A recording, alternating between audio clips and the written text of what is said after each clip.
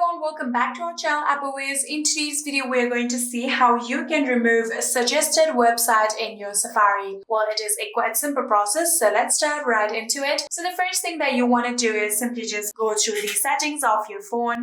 So after opening your settings, what you're going to do is scroll all the way down, and then you can see the apps option right here. Tap on it, and then now you can scroll down and search for Safari.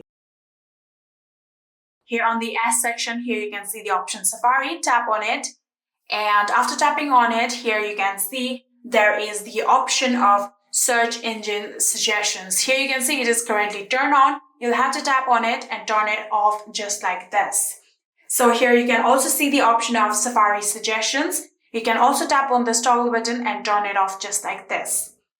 And the another thing is quick website search. Here you can tap on quick website search and then tap on this toggle button and turn it off just like this. Now you can again go back, and in here you can see there is the option of preload top hit. You can again tap on this toggle button and turn it off just like this. So after you've done that, here the final thing that you need to do is simply just clear the history. So you can scroll all the way down, and in here you can see under the history and website data, there is the option of clear history and website data. Tap on it, and after doing that, here you can select if you want all of your history to be deleted, or you just want today's history to be deleted, or last hour, or today's and yesterday.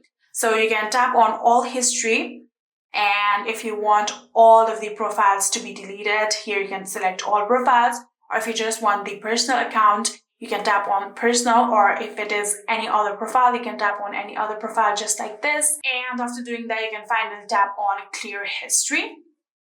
And after doing that, all of your history has been gone, and you have now successfully removed any kind of suggested website in Safari.